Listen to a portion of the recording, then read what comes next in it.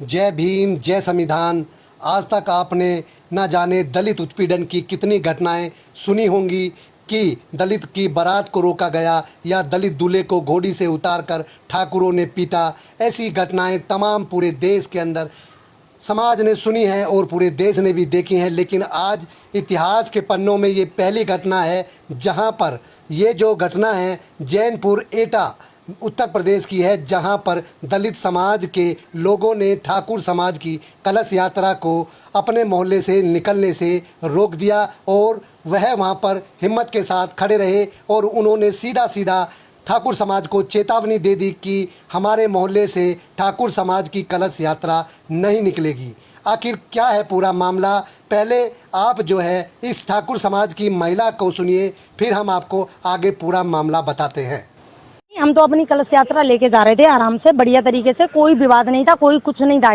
लेकिन वो अचानक से उन्होंने क्या है कि छत पे ईंट वगैरह रख लिए, डंडे रख लिए, रास्ते पे लकड़ी डाल दी, पानी से भरा हुआ ड्रम रख लिया, लेडीज भी आ गई। उन्होंने गाली गलौज भी बहुत ज़्यादा की, हमारे राम को गाली दी और वो जय भीम करके नारा लगाने लगे बहुत अच्छी तरीके से।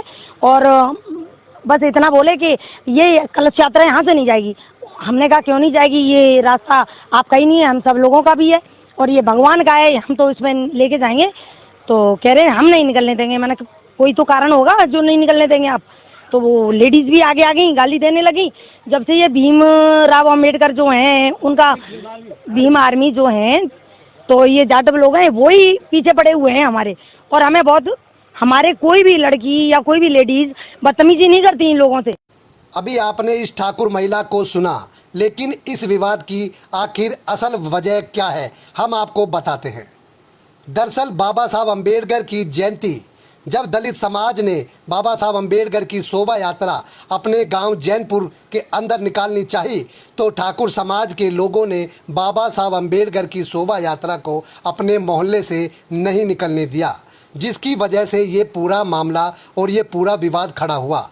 अब जो है दलित समाज ने ठाकुर समाज को सीधा चुनौती दे दी है कि अगर हमारे बाबा साहब अम्बेडकर की जयंती या शोभा यात्रा अगर अपने मोहल्लों से नहीं निकलने दोगे तो हम भी तुम्हारी शोभा यात्रा हमारे मोहल्लों से नहीं निकलने देंगे। कुछ हमारे नए लड़कों ने इस बार सोचा था कि हम शोभा यात्रा निकालेंगे।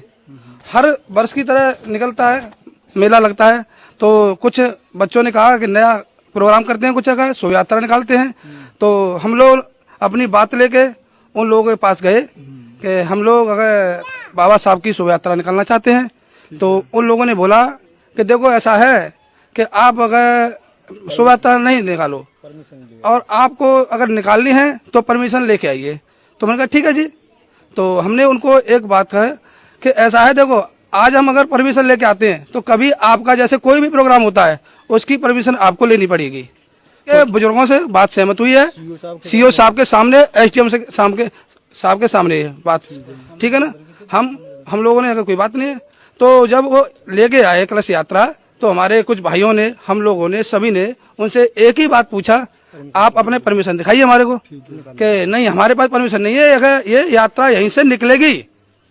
प्रशासन भी साथ हमने के, उन्होंने गाली गलौज की, प्रशासन ने अगर बोला हाँ सही बात है भाई, आप अपनी अगर परमिशन दिखाइएगा। सीओ साहब ने, एसडीएम साहब ने हमें परमिशन के लिए बोला था कि कभी ये यात्रा निकालेंगे, कोई भी अगर प्रोग्राम करेंगे तो यहाँ से परमिशन लेके जाएंगे। तो हमें सिर्फ परमिशन चाहिए। अगर हमारे पास परमिशन होगी तो ये रोक नहीं सकते, हम संविधान से चलेंगे। अगर इनके पास न परमिशन होगी और ये निकालने आए जबरदस्ती ठाकुरवादी अगर इनने यहाँ पे दिखाई, तो ये निकाल के ले जा नहीं सकते यहाँ से।